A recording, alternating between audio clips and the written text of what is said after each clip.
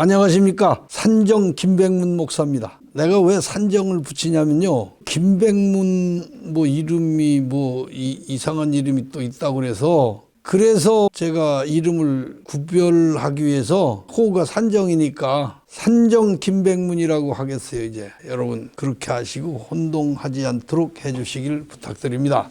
오늘은 마태복음 17장 율법과 천지 이에 대해서 말씀을 드리겠습니다. 진실로 너에게 이르노니 천지가 없어지기 전에 율법이 1.1획이라도 반드시 없어지지 아니하고 다 이루리라. 천지가 없어지기 전에는 율법의 1.1획도 반드시 없어지지 않고 다 이룬다고 그랬는데, 그럼 천지는 없어질 수 없으니까 율법은 절대 1.1획도 없어질 수가 없다는 얘기죠. 그런데 참 성경은 어렵습니다. 그 갈라디아 3장 19절에 보면요, 약속한 자손이 오시기까지만 율법이 있을 것이라고 했으니까 약속한 자손이 오시면 율법은 없어져야 되잖아요. 그러면 약속한 자손이 누굽니까? 예수님이시죠. 근데 예수님이 오셨으면 율법은 없어져야 되는데 어떻게 해서 또 율법, 그 천지가 없어지기 전에 율법의 1.1획도 없어지지 않느냐, 그렇게 말하는 것이 무엇이냐, 이런 얘기입니다. 그리고 또 마태복음 24장 35절에 보면 천지는 없어지겠으나 내 말은 없어지지 아니하리라. 그 천지는 없어질 수가 있지만 예수님의 말씀은 없어지지 않는다는 얘기입니다.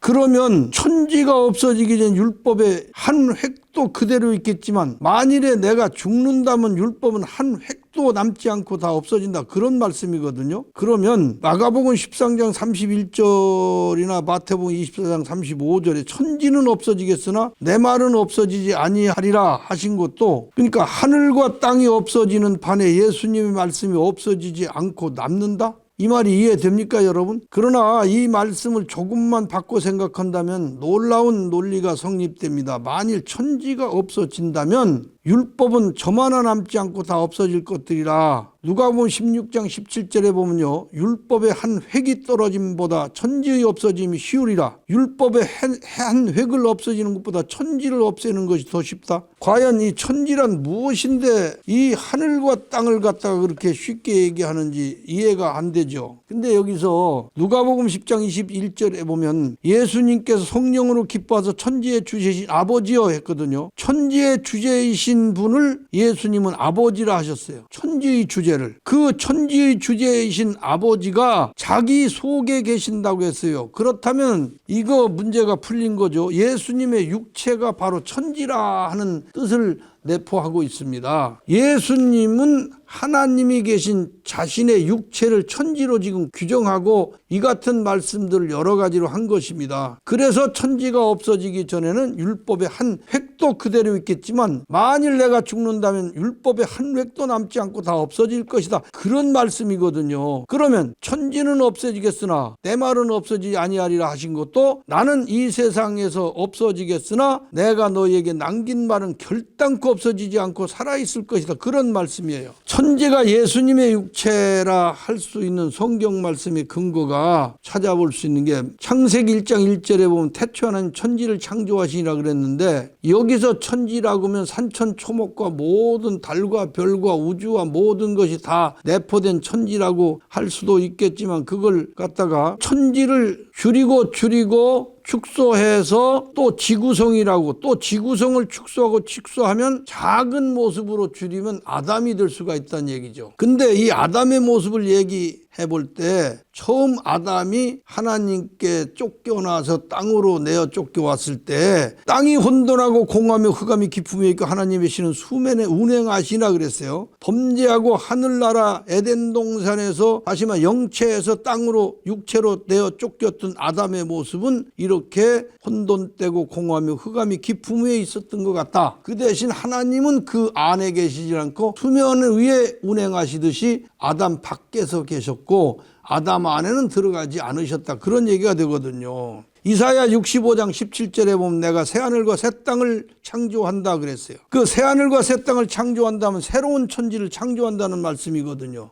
그러면 이전 하늘과 이전 땅은 아담이라면 새하늘과 새 땅은 예수님이라는 말씀도 됩니다. 그러면 예수님을 둘째 아담이라 하신 것이 지금 우리가 이해할 수 있는 말씀입니다. 계시록 21장 1절에 보면 또 내가 새 하늘과 새 땅을 처음 보니 처음 하늘과 처음 땅이 없어졌고 바다도 다시 있지 않더라. 이것이 세 번째 천지인데, 천지란 헬라어로 우라노스라는 뜻입니다. 하나님의 처소예요. 하나님이 계시려고 지으신 처소인데 불순종하는 마음, 그 속에는 하나님이 계실 수가 없죠. 그러면 맨 처음 만드신 천지 아담은 불순종했기 때문에 그 속에는 하나님이 계시질 않고, 이제 새로 만드신 천지, 완전히 순종하시고 하나님의 뜻을 받들으셨던 예수님, 그 안에 하나님이 계셨다는 얘기가 되죠. 우라노스, 하나님이 예수님을 우라노스로 삼으신 것이란 얘기예요. 그러면 예수 믿고 영생 얻고 하나님 말씀을 순종하며 나그네 정신으로 사는 사람이라면 이것이 셋째 천지, 하나님이 또 그 안에 계실 수가 있다는 얘기죠. 그렇다면 예수님께서 십자가에 죽으신 것은 예수님과 육체, 천지가 없어진 것이에요. 그렇다면 율법의 1.1획도 다 남지 않고 없어진 것입니다. 그래서 골로새 2장 14절에 우리를 거스리고 대적하는 율법의 증서를 깨끗이 없애버리려고 예수님 십자가에 못 박혀 죽으신 것이라 했어요. 율법의 권세와 정세에서 신음하는 무거운 모든 사람의 짐을 다 벗겨주신 것입니다. 이것은 십자가의 승리입니다. 그러므로 이제 율법은 그 권세도 영광도 끝난 거예요. 골로새 2장 20절에 그런데 왜 아직도 율법에 순종하느냐 하고 질문하고 있습니다. 천지라는 말을 문자적으로 보고 해석해서 거기서 종말론, 율법 기복이 되살아나가지고 율법을 혼미시키고 또 복음을 혼미시키고, 거기서 다른 복음이 갈라디아서 1장 9절에 보면 다른 복음이 나온다고 그랬어요. 복음은 모든 율법을 끝냈어요. 복음에는 양 잡아 제사 드리는 일, 안식일 지키는 일, 음식을 가려 먹는 일, 절기나 월삭을 지키는 일, 할례를 받는 일, 유대인의 선민 사상, 이런 거 다 없어진 거예요. 이제 복음은 천국으로 돌아가는 정신, 나그네 정신만 지키면 됩니다. 나그네를 영접하고 나그네에 된 형제를 사랑하고 나그네 복음을 전하는 지극히 간단한 것이 우리가 천국 가는 비결입니다. 사랑하는 성도 여러분, 그것이 예수님의 교훈이고 복음임을 알고 이제는 율법에서 벗어나서 완전히 복음을 이해하여 복음 안에 순종하는 여러분 되시기를 예수 그리스도의 이름으로 축복합니다.